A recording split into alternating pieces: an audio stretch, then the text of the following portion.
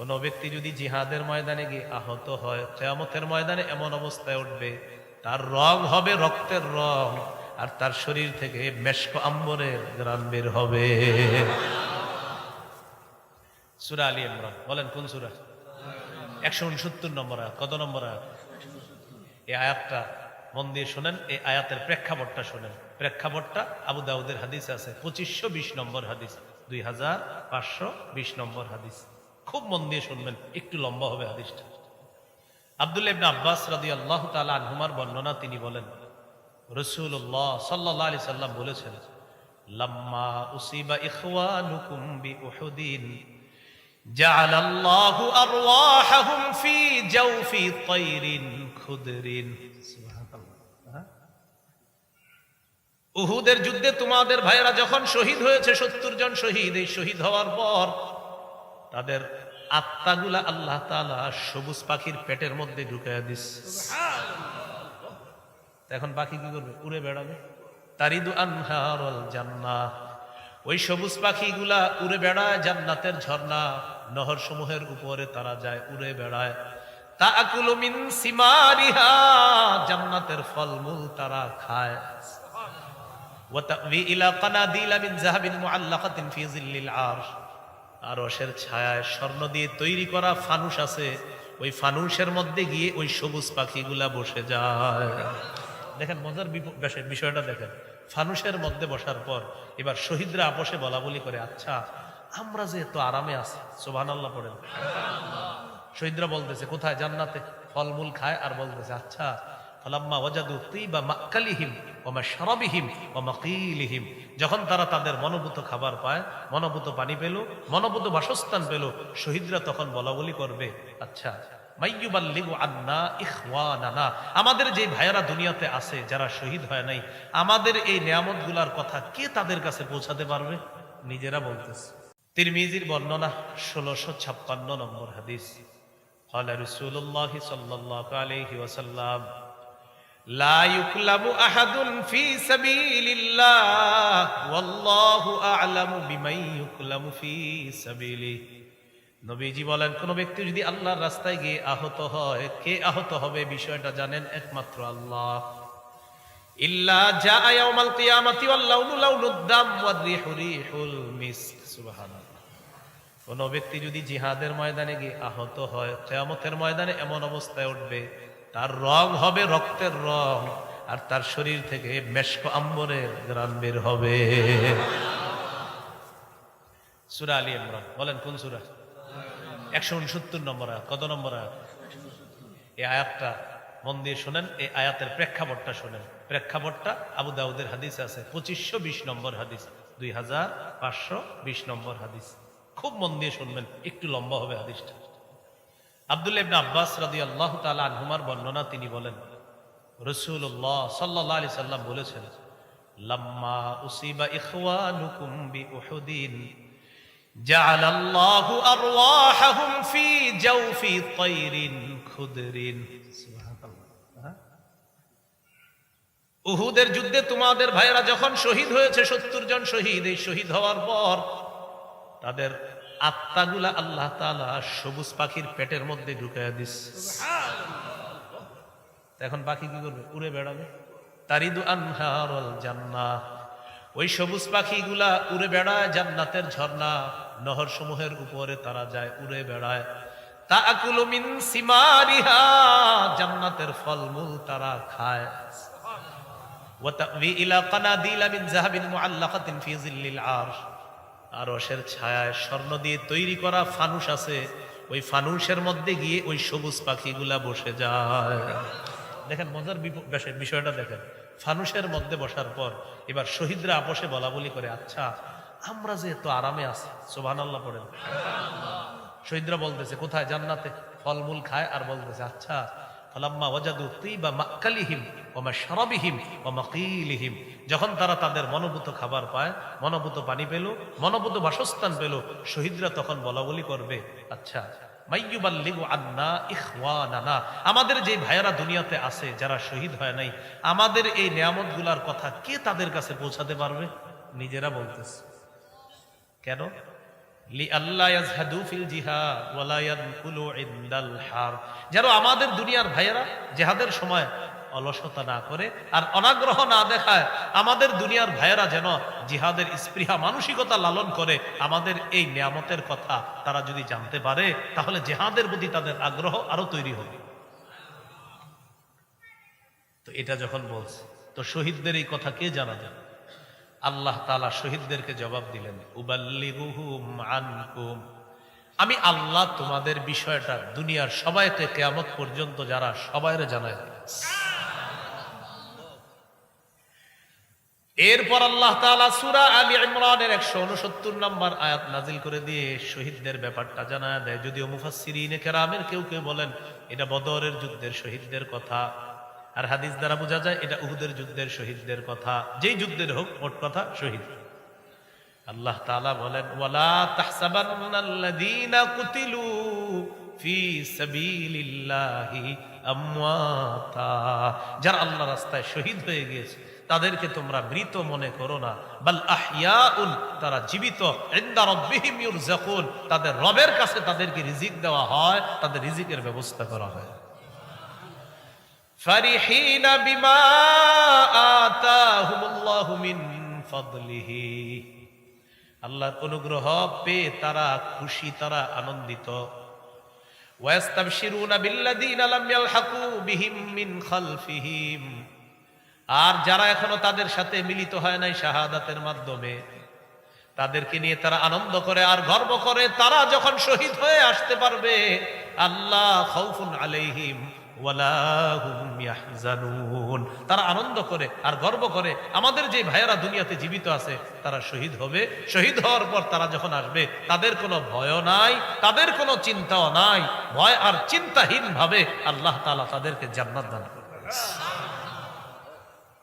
ক্রেতাকে, বিক্রেতা, দ্রব্য, মূল্য, বাজার, জিহাদের নিয়ত আসেনি সবার? জিহাদের ময়দানে কাফেররা মারলে কি হবে? শহীদের নিয়ত আসেনি সবার? আল্লাহ তাআলা আমাদের সকলকে জিহাদের মানসিকতা লালন ধারণ পালন করার তৌফিক দান করেন। শাহাদাতের তামান্না যেন আমরা রাখতে পারি, আল্লাহ তৌফিক দান করেন। সর্বশেষ একটি হাদিস বলি, মন দিয়ে শোনেন। তিরমিজির বর্ণনা 1663 নম্বর হাদিস। এই হাদিসটি শুনবেন, মুখস্থ রাখবেন, অন্যদেরকে জানায় দিবেন, তাহলে সবাই রেডি হন। হ্যাঁ, রাসূলুল্লাহ সাল্লাল্লাহু আলাইহি সাল্লাম বলেন, লিশহীদি ইনদাল্লাহি সিত্তু খিসাল, আল্লাহর কাছে শহীদের স্পেশাল 6টা মর্যাদা। কয়টা? 1 নম্বর, ইউগফারু লাহু ফি আউয়ালি দাফাতিন ওয়া ইউরা মাকআদুহু মিনাল জান্নাহ। এই দেখেন, শহীদ হইতেছে, শহীদের প্রথম রক্তের ফোঁটাটা পড়তেছে। এই শহীদ হইতেছে, আমি শহীদ হইতেছি, রক্তের ফোঁটাটা পড়তেছে, তো আল্লাহ তো জানে শহীদ হবে। এই যে রক্তের প্রথম ফোঁটাটা পড়তেছে আর জান্নাতটা তাকে দেখানো হচ্ছে, আর সাথে সাথে তার আগের যা আছে সব মাফ করে দেওয়া হচ্ছে। এটা 1 নম্বর পুরস্কার শহীদের। 2 নম্বর, ওয়ায়ুজারু মিন আযাবিল কবরি, শহীদকে যখন আমরা দাফন করব, ইউজারু ইউজারু ইউজারু মিন আযাবিল কবরি, কবরের আযাব থেকে তাকে নিরাপত্তা দেওয়া হবে। 3 নম্বর, ওয়ায়ামানু মিনাল ফাজাইল আকবরি, কিয়ামতের ময়দানের বিভীষিকাময় অবস্থা, জাহান্নামের আযাব থেকে তাকে নিরাপত্তা দেওয়া হবে, সে নিরাপত্তা লাভ করবে। 4 নম্বর, ওয়ায়ুদউ আলা রাসিহি তাজুল ওয়াকারিল ইয়াকুতাতু ফিহা খায়রুম মিনাদ দুনিয়া ওয়া মা ফিহা, জান্নাতের মরমর পাথর দ্বারা তৈরি করা ওই পাথর দিয়ে খচিত মুকুট শহীদের মাথায় পরিয়ে দেওয়া হবে। কেমন পাথর? যেই পাথরের দাম দুনিয়া আর দুনিয়ার মধ্যে যা কিছু আছে এগুলার চাইতেও ওই পাথরের মূল্য আরো বেশি। সুবহানাল্লাহ। 5 নম্বর বলবো, 5 নম্বরটা, ওয়ায়ুযাওয়াজু সিনতাইনি ওয়া সাবঈনা যাওজাতাম মিনাল হুরিল ঈন, 72 জন হুরের সাথে তাকে বিয়ে দেওয়া হবে। সুবহানাল্লাহ। 6 নম্বর, ওয়ায়ুশাফাউ ফি সাবঈনা মিন আকারিবিহি, তার নিকট আত্মীয়দের মধ্যে কমপক্ষে 70 জনের ব্যাপারে তার সুপারিশ মঞ্জুর করা হবে। নিয়ত আসেনি সবার? তাহলে রক্তের প্রথম ফোঁটাটা পড়বে, গুনাহ মাফ, জান্নাত দেখানো হবে। 2 নম্বর, কবরের আযাব থেকে নিরাপদ। 3 নাম্বার, জাহান্নামের আযাব, কিয়ামতের বিভীষিকাময় মুহূর্ত থেকে সে নিরাপত্তা লাভ করবে। সবাই পেরেশান থাকবে, শহীদের কোনো পেরেশানি নেই। কিসের পেরেশানি? আল্লাহ তাকে এই পেরেশানিতে ফালাবেই না। 4 নাম্বার, তার মাথায় মুকুট পরিয়ে দেওয়া হবে, পাথর খচিত মুকুট, যেই পাথরের মূল্য দুনিয়ার মধ্যে যা কিছু আছে এর চেয়ে বেশি। 5 নাম্বার, 72 জন হুর তার কাছে বিয়ে দেওয়া হবে। 6 নাম্বার, কমপক্ষে 70 জনের ব্যাপারে তার সুপারিশ আল্লাহ তাআলা কবুল করবেন। তাহলে জিহাদ, জিহাদের তামান্না, জিহাদের ময়দান, জিহাদের তামান্না, শাহাদাতের তামান্না আমরা ইনশাআল্লাহ রাখবো। ইনশাআল্লাহ। সর্বশেষ আরেকটা কথা বাকি রয়ে গেছে। জিহাদের ময়দানে আমির আছে, কি আছে? এই আমির লাগে একজন। এই আমিরকে মান্য করতে হয়। বলেন কি করতে হয়? বলেন আল্লাহকে মান্য করতে হয় নিঃশর্তভাবে, আল্লাহর হুকুমে রসুলকে মানতে হয়, ইতাআত করতে হয় নিঃশর্তভাবে। আমিরের, শাসকের, দায়িত্বশীলের ইতাআত, আনুগত্য নিঃশর্তভাবে করা যাবে না, শর্ত লাগবে। কি আওয়াজ কমে গেল?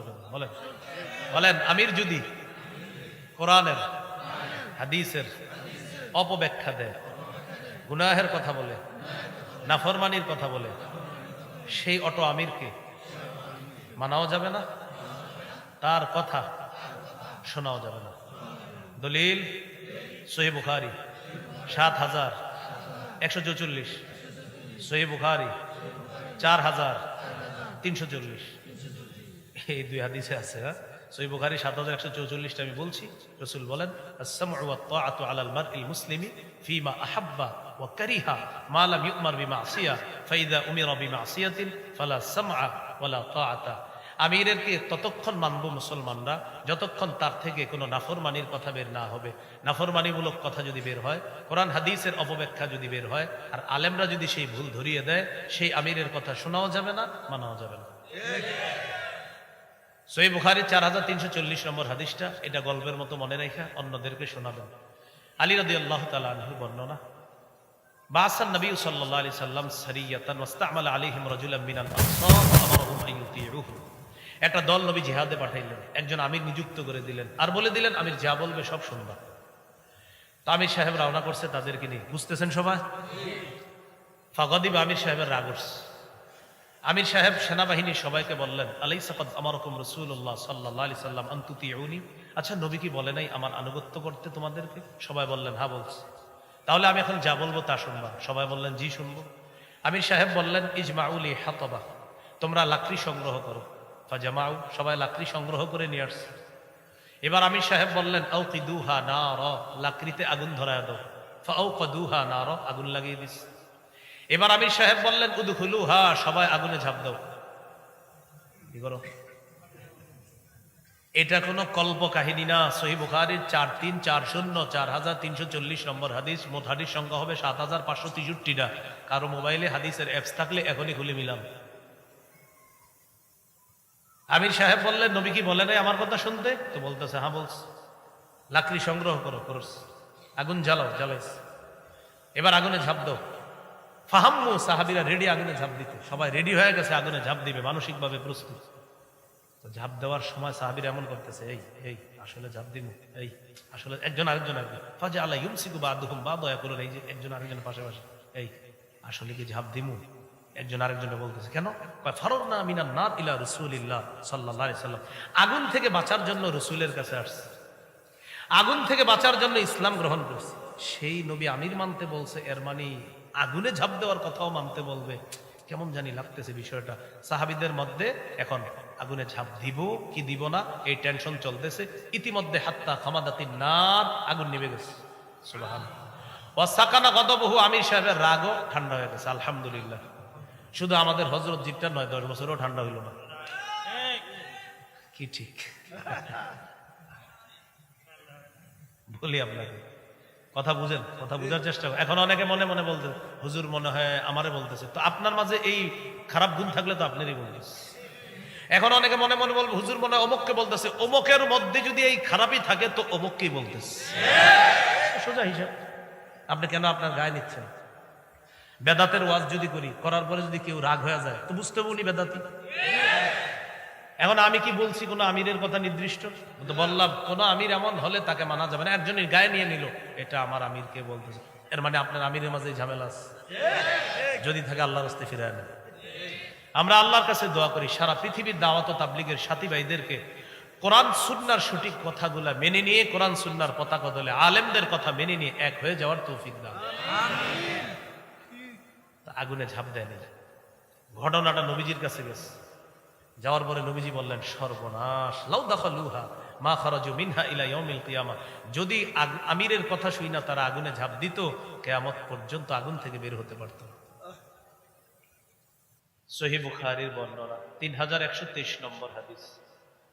عن أبي هريرة رضي الله تعالى عنه قال قال رسول الله صلى الله عليه وسلم تكفل الله لمن جاهد في سبيل الله لا يخرجه إلا الجهاد في سبيله وتصديق كلماته بأن يدخله الجنة أو يرجعه في مسكنه الذي خرج منه ما نال من أجر أو غنيمة। কোন ব্যক্তি যদি জিহাদে বের হয়, উদ্দেশ্য হলো শুধুমাত্র আল্লাহর রাস্তায় জিহাদ করার জন্যই সে বের হয়েছে, আর আল্লাহর কথাগুলা বিশ্বাস করেছে, আল্লাহ আপনি বলেছেন জিহাদ করলে এই ফজিলত, এই কারণেই আমি জিহাদে বের হয়েছি। নবীজি বলেন এই মুজাহিদের ব্যাপারে আল্লাহ তাআলা দায়িত্ব নিয়ে নেয়, হয়তো তাকে জান্নাতে প্রবেশ করাবেন, অন্যথায় তাকে গাজী বানায়া প্রচুর গনিমতের সম্পদ সহ তার বাসায় আল্লাহ তাকে ফিরিয়ে দিবেন। আল্লাহ দায়িত্ব। সহিহ মুসলিমের বর্ণনা 1878 নম্বর হাদিস, 1878। মাদ্রাসার পাঠ্যপুস্তক অনুসারে মোট হাদিস সংখ্যা হবে 3033টা। قال رسول الله صلى الله عليه وسلم مثل المجاهد في سبيل الله كمثل الصائم القائم القانت بآيات الله لا يفتر من صيام ولا صلاة। নবীজি বলেন কোন ব্যক্তি যদি আল্লাহর রাস্তায় জিহাদের উদ্দেশ্যে বের হয়, কোন ব্যক্তি নফল নামাজের মধ্যে দাঁড়িয়েছে, দাঁড়ানোর পর নফল নামাজের মধ্যে কোরআন তেলাওয়াত করতেছে অবিরত, নফল নামাজ ক্লান্ত হয় না।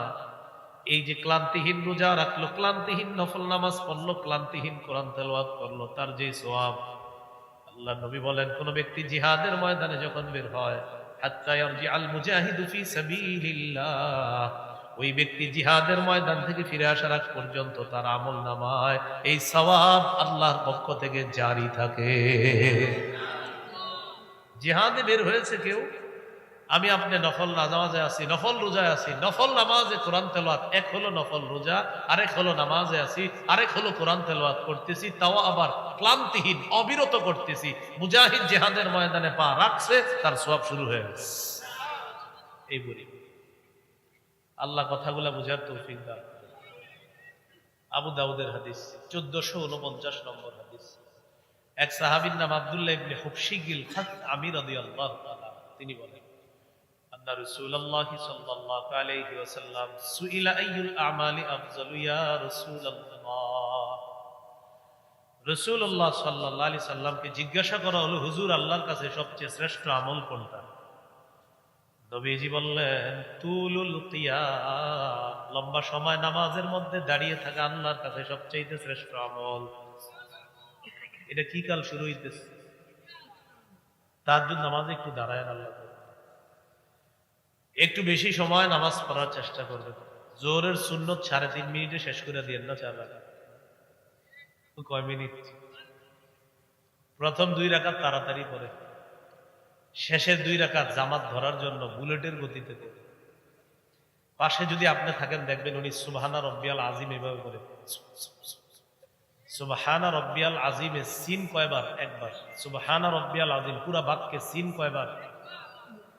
তাহলে সুপ সুপ সুপ 3 বার সু সু বলা মানে উনি 3 বার সুবহানা রব্বিয়াল আজিম পড়েছে।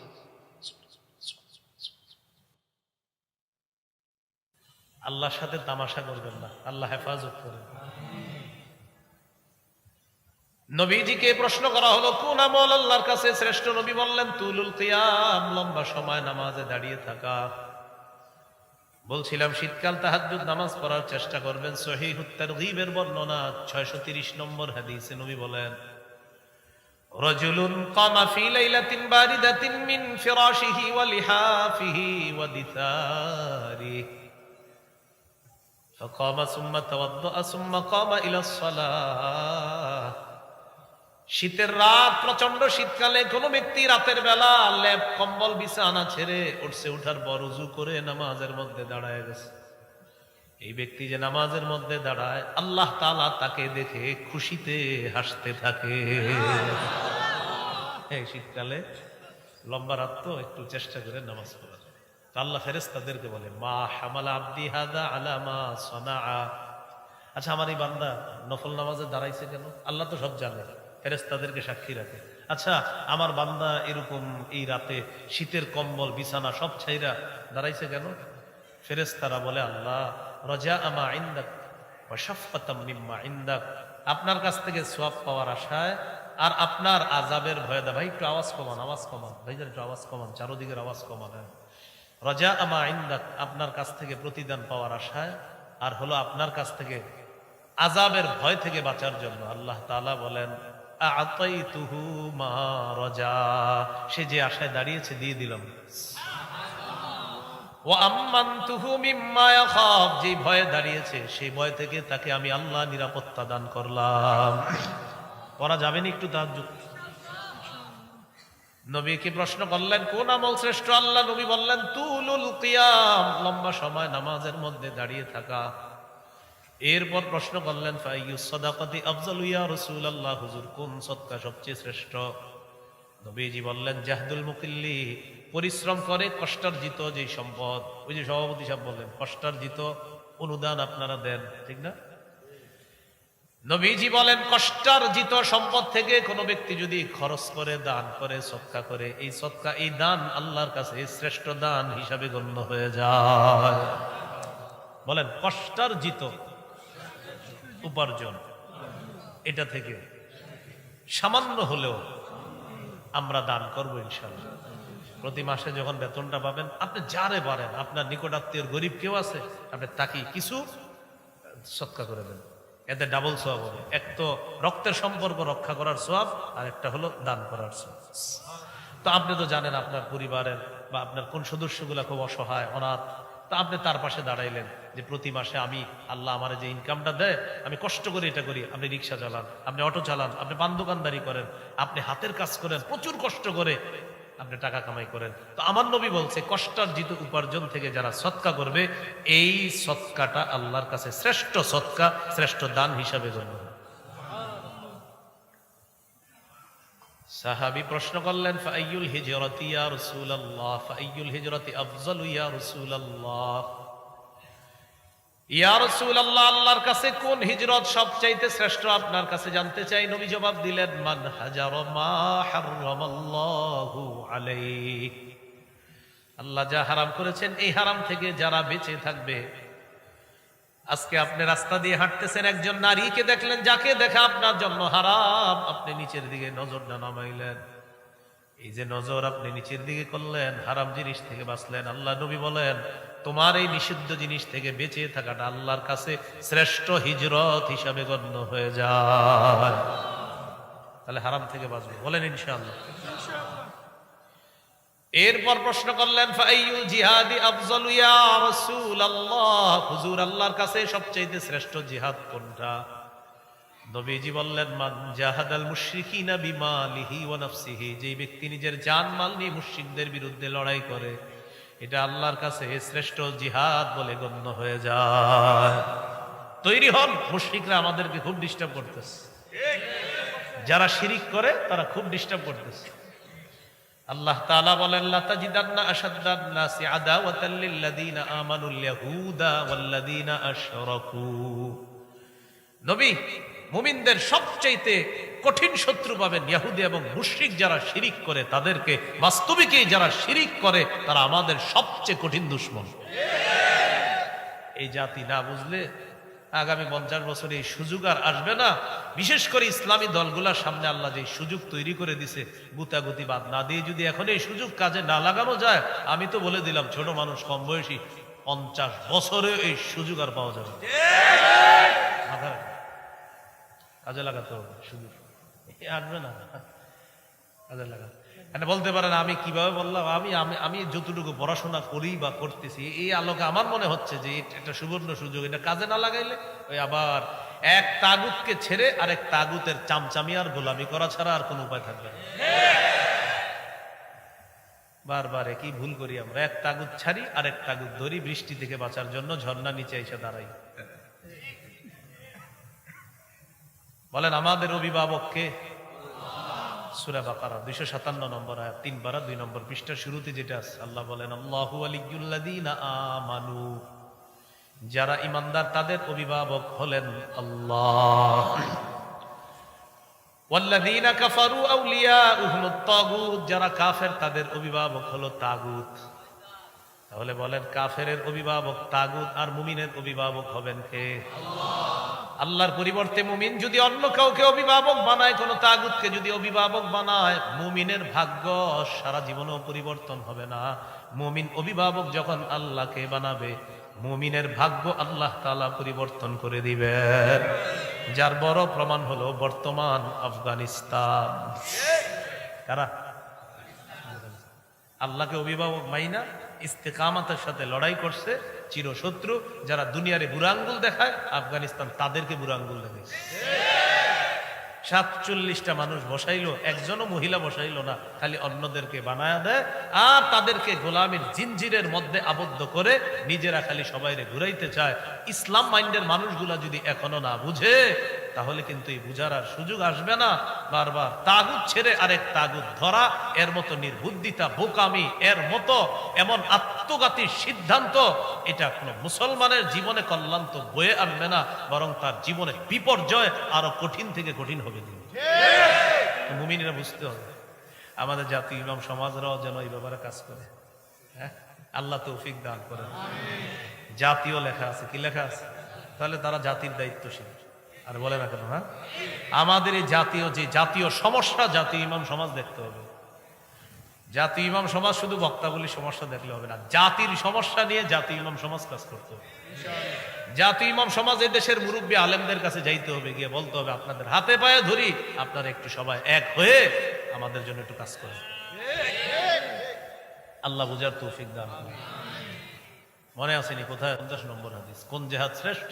নবী বললেন মুশরিকদের বিরুদ্ধে জানমাল নিয়ে লড়াই করা শ্রেষ্ঠ জেহাদ। এরপর আল্লাহ রাসূলকে প্রশ্ন করা হলো ফাইয়ুল কতলি আশরাফু ইয়া রাসূলুল্লাহ, হুজুর আপনার কাছে জানতে চাই কোন হত্যাকাণ্ডটা সবচেয়ে মর্যাদাপূর্ণ, কোন শহীদটা সবচেয়ে মর্যাদাপূর্ণ?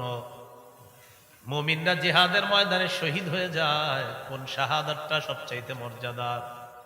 নবী বলেন মান উহরিকা দামুহু ওয়া উকিরা জাওয়াদুহু, যে ব্যক্তি যার ঘোড়া সহ শহীদ হয়ে যায়, লোকটাও শহীদ হয়, তার ঘোড়াটাও শহীদ হয়, এই ব্যক্তির শাহাদাত সবচেয়ে মর্যাদাপূর্ণ হয়ে যায়।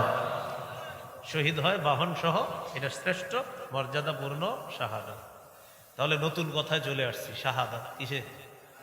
প্রথমে জানছিলাম জানমাল, দ্রব্য মূল্য, ক্রেতা বিক্রেতা, জিহাদের ময়দান। এরপরে জানলাম জিহাদ। আলোচনা করতে করতে আমরা চলে আসলাম শাহাদাতে। কোথায় চলে আসলাম? এবার বলেন শহীদ হওয়ার নিয়ত আছে? আবার বলছি, ক্রেতাকে ভুলে গেছে, বিক্রেতা মুমিনগণ, দ্রব্য জানমাল, মূল্য জান্নাত, বাজার, জিহাদের ময়দান, এগুলো প্রথম কথা। দ্বিতীয় কথা, জিহাদের ময়দানে জিহাদ করা লাগে, জিহাদের মানসিকতা সবার আছে। 3 নাম্বার কথা চলে আসলাম আমরা যে জিহাদের ময়দানে শহীদের মর্যাদাও পাওয়া যায়, শাহাদাতের মর্যাদা পাওয়া যায়। আর শহীদের নিয়ত আসেনি সবার? এই বক্তাবলী এই এলাকার যদি কেউ শহীদ হওয়ার নিয়ত করে, সত্যি সত্যি নিয়ত করে যে আল্লাহ আমি বক্তাবলীর একজন মানুষ, কিন্তু আপনি যদি আমার তৌফিক দেন, সুযোগ দেন, আমি সত্যি শহীদ হবো, এরকম যদি কেউ নিয়ত করে, সহিহ মুসলিমের বর্ণনা 1909 নম্বর হাদিস, 1909 নম্বর হাদিস। قال رسول الله صلى الله عليه وسلم من سأل الله الشهادة بصدق بلغه الله منازل الشهداء وإن مات على فراشه। নবীজি বলেন, কোন ব্যক্তি যদি দিল থেকে শাহাদাতের নিয়ত করে, আল্লাহ তুমি আমাকে শহীদের মর্যাদা দিয়ে দাও, আল্লাহ আমি বক্তা বলির মুসলমান, তবে আমার নিয়ত আছে আল্লাহ তুমি যদি কখনো সুযোগ তৈরি করে দাও আমি শহীদ হব, আল্লাহ তার নিয়তটা আল্লাহ তাআলা জানেন। নবী বলেন, সে যদি তার ঘরের বিছানাও মারা যায় আল্লাহ তাআলা তাকে শহীদদের মর্যাদায় পৌঁছায়া দিবে। নিয়ত আছে তো সবার? তিরমিজির বর্ণনা 1655 নম্বর হাদিস। এই হাদিসের মধ্যে আছে, ক্বালা রাসূলুল্লাহ সাল্লাল্লাহু আলাইহি ওয়াসাল্লাম সালাসুন হাক্কুন আলাল্লাহি আউনুহুম, তিন ব্যক্তিকে সাহায্য করা আল্লাহ নিজের উপর ওয়াজিব করে নেয়। কয় ব্যক্তি? এক নম্বর আল মুজাহিদু ফি সাবিলিল্লাহ, যে মুজাহিদ আল্লাহর রাস্তায় শহীদ হওয়ার জন্য লড়াই করতে গেছে, এই মুজাহিদকে সাহায্য করা আল্লাহ নিজের উপর ওয়াজিব করে নেয়। দুই নাম্বার আল মুকাতাবুল্লাযী ইউরিদুল আদা, চুক্তিকৃত গোলাম, যে গোলাম তার মনিবের সাথে চুক্তি করছে এই পরিমাণ টাকা দিলে আমি তোমাকে আজাদ করে দিব। গোলাম মনিবের একটা মাসালা আছে, তো যাই হোক আপনারা খালি একটু মনে রাখেন যে গোলাম তার মনিবের সাথে একটা চুক্তি হয়েছে, এই পরিমাণ টাকা দিলে তাকে আজাদ করে দিবে। তো এই গোলামকে সাহায্য করা আল্লাহ নিজের উপর ওয়াজিব করে নেয়। তিন নাম্বারটা কি বলবো? ওয়ান্নাকিহুল্লাযী ইউরিদুল আফাফা, যে ব্যক্তি বিয়ের মাধ্যমে নিজেকে পুত পবিত্র বানাইতে চায় আল্লাহ তাকে সাহায্য করা নিজের উপর ওয়াজিব করে নেয়। কিন্তু আমাদের যুবকরা বিয়ের আগে অপবিত্র হয়। কি হয়? বিয়ের আগে এরা পবিত্র হবে, কিন্তু কি করে? নিয়ত করে, কি জানেন? নিয়ত করে কন্যা পক্ষের সাথে কথা হয়, কথা হওয়ার পরে বাস ছেলের বাপে গিয়া দেখে মেয়েরে, কে দেখে? বাপে। হুবো বালেগা স্ত্রীর জন্য, বলেন হুবো বালেগা স্ত্রীকে বলেন শ্বশুরের জন্য দেখা সর্বসম্মতি ক্রমে, সন্দেহ ছাড়া হারাম।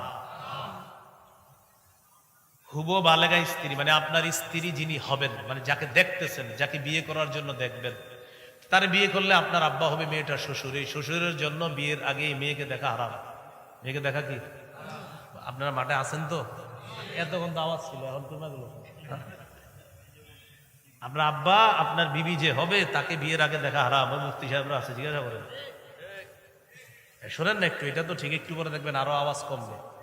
এখন সর্বশেষ বিয়ের কনে পক্ষের বলবে, তো কনে পক্ষে ফোন দিছে বর পক্ষের, কবে তারিখটা জানাবেন, হা বা না জানায় দেন। তো ছেলে পক্ষে বলে, ছেলের একজন দুলাভাই আমেরিকা থাকে, তো দুলাভাই ছবিটা দেখবে মেয়ে, দেখার পর দুলাভাই যদি বলে হ্যাঁ তাহলে হ্যাঁ, দুলাভাই যদি বলে না তাহলে না, কারণ বিয়েটা দুলাভাই করবে, এই জন্য দুলাভাই হ্যাঁ বললে হ্যাঁ আর না বললে না। নির্লজ্জ বেহায়া কোথাকার! আপনার শরম লজ্জা নাই? আপনি নির্লজ্জ বেহায়ার মতো কিভাবে আপনার স্ত্রী আপনার বন্ধুদেরকে দেখান, আপনার দুলাভাইকে দেখান, বন্ধুদেরকে দেখায় বলে দোস্ত তোরা ওকে বললে ওকে, মানে বিয়েটা দোস্তরা করবে, দুলাভাই আপনি ওকে বললে ওকে, মানে দুলাভাই বিয়েটা করবে। নির্লজ্জ বেহায়া, যারও সন্তান তৈরির রাস্তা খুলে দিচ্ছে না, সে বিয়ের মাধ্যমে পবিত্র হতে চায়। এগুলা সিডু আইনের, যাক এটা আবার আরেক ইতিহাস, সেদিকে যাব। ওই যে পাশ্চাত্যরা খবিস মার্কা আইন তৈরি করে দেয়, এই আইনের কুফল হলো এগুলা। তো যাই হোক, বলতেছিলাম তিন ব্যক্তিকে সাহায্য করা আল্লাহ নিজের উপর ওয়াজিব করে। তিন নাম্বার, যে ব্যক্তি বিয়ের মাধ্যমে পবিত্র হতে চায়। যুবক ভাইয়েরা এখানে আছে, আপনাদের হাতে পায়ে ধরে বলি, নিজেরা এখন থেকে তৈরি করেন, আপনার যে বিবিটা হবে আল্লাহ তাকেও তৈরি করবে। আপনি নিয়ত করে ফেলেন যে আমার বিবি আমি দেখবো, কেন অন্যরা দেখবে, এরকম নিয়ত করে ফেলেন, বলেন ইনশাআল্লাহ।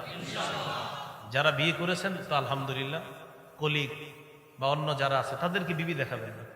এখন আবার কলিগ যদি বেড়াইতে আসে বাসায়, বিবি চা নিয়ে যাইতে হয় কলিগের সামনে, এরকম তথ্য জিজ্ঞাসা করেন ইমাম সাহেবদের কাছে আসে। কলিগের সামনে বিবি নাকি চা না নিলে এটা আপনার হয় না। আল্লাহ আমাদেরকে হেফাজত করেন। বিবিকে কখনো আপনি ব্যবসার বস্তু বানাবেন না, বিবিকে সবচেয়ে সম্মান দিয়ে ঘরে রাখবেন।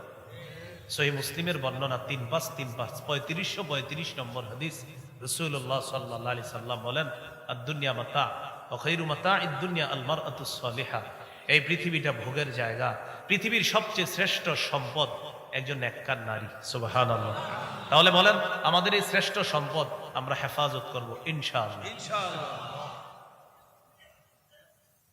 কি শিখলাম প্রিয় ভাইয়ারা? নবীজি হাদিসের শেষে বলে ইন্নামাত তাআতু ফিল মারুফ, আমিরের আনুগত্য শুধুমাত্র ন্যায়সঙ্গত কথায় কাজে।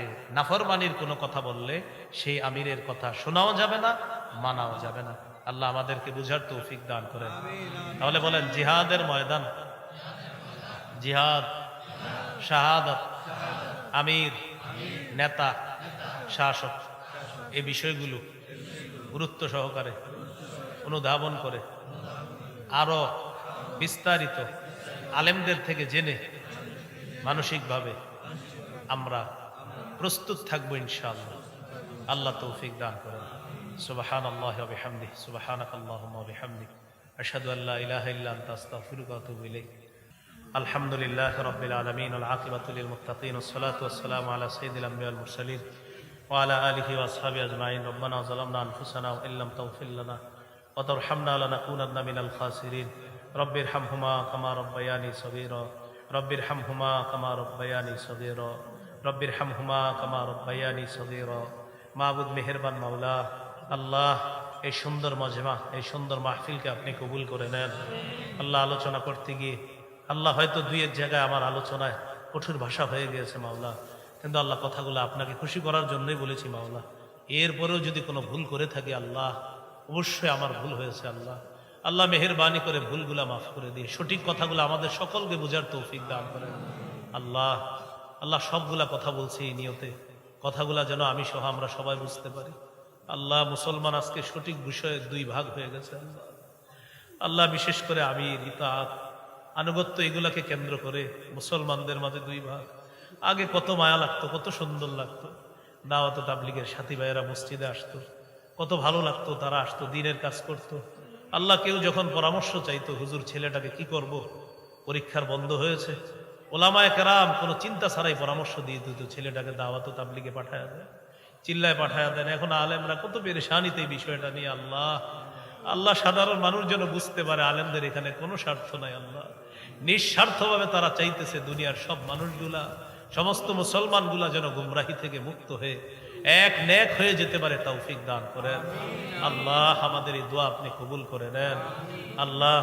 আজকে একজনের পিতা মারা গিয়েছে মাওলা, আল্লাহ মেহেরবানি করে তিনি সহ আরো যারা কবরে আছে তাদের কবরগুলা জান্নাতের বাগান বানায় দেন আল্লাহ। একজন আলেমে দ্বীন, এই জাতীয় ইমাম সমাজ যারা আছে বক্তা বলি, তাদের সাথে মিলেমিশে কত চলাফেরা করছে, উঠা বসা করছে। আল্লাহ কিডনি রোগে আক্রান্ত হয়ে তিনি ইন্তেকাল করেছে মাওলা। আল্লাহ মেহেরবানি করে আমরা সবাই আপনার কাছে বলতেছি মাওলা, তার কবরটা জান্নাতের বাগান বানায় দেন আল্লাহ। আমাদের দোয়া আপনি কবুল করেন আল্লাহ। এই মাহফিলটা কেন্দ্র করে যুবক, নারী, পুরুষ সকলকে পাঁচ ওয়াক্ত নামাজি বানায় দেন আল্লাহ। আমার আগে মুরব্বী ওলামায়ে কেরামগণ আলোচনা করছে, বিশেষ করে নারায়ণগঞ্জের সিংহ পুরুষ আল্লামা আব্দুল আউয়াল দামাত বরকাতুহুল আলিয়া, আল্লাহ হযরত সহ আরো মুরব্বী ওলামায়ে কেরাম কথা বলেছে মাওলা।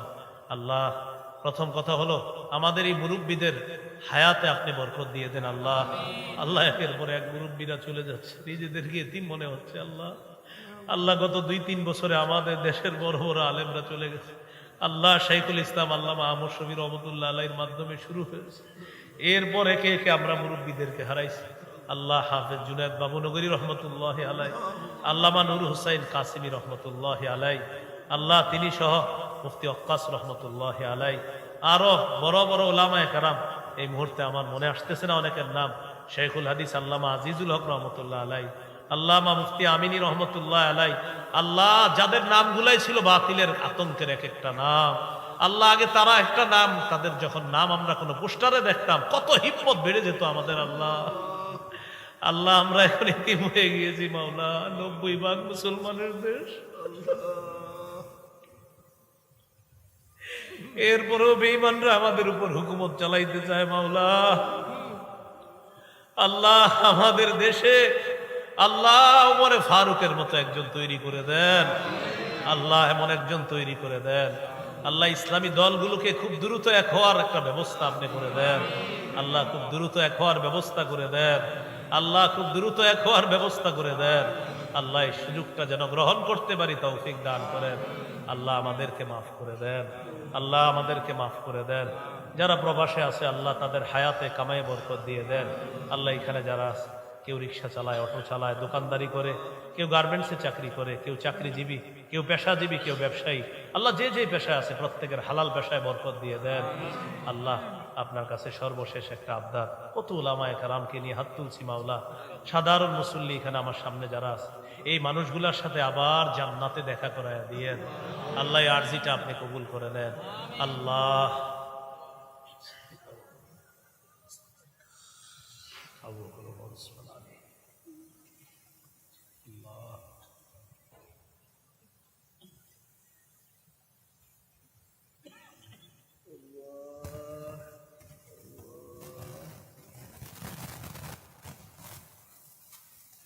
আল্লাহ সেহের জাদু টোনা থেকে ওলামায়ে কেরামকে আপনি হেফাজত করেন, জাতি ইমাম সমাজকে আপনি কবুল করেন। তাদের যে কাজগুলো আছে, মেহনতগুলো আছে, আত্মমানবতার সেবা সহ জাতীয় পর্যায়ে যেন তারা অবদান রাখতে পারে তৌফিক দান করেন। আল্লাহ আজকে আমরা তাদের কাছে আবদার জানিয়েছি, তারা যেন জাতীয় পর্যায়ে দেশের উলামায়ে কেরামের ঐক্যের জন্য তারাও যেন কাজ করতে পারে তৌফিক দান করেন। আমাদের দোয়া আপনি কবুল করেন। রব্বানা তাকাব্বাল মিন্না ইন্নাকা আনতাস সামিউল আলিম ওয়া তুব আলাইনা ইন্নাকা আনতাত তাওয়াবুর রহিম। সাল্লাল্লাহু তাআলা আলা খাইরি খালকিহি মুহাম্মদ ওয়া আলা আলিহি ওয়া আসহাবিহি আজমাইন। সুবহানা রাব্বিকা রাব্বিল ইজ্জাতি আম্মা ইয়াসিফুন, সালামুন আলাল মুরসালিন, আলহামদুলিল্লাহি রাব্বিল আলামিন।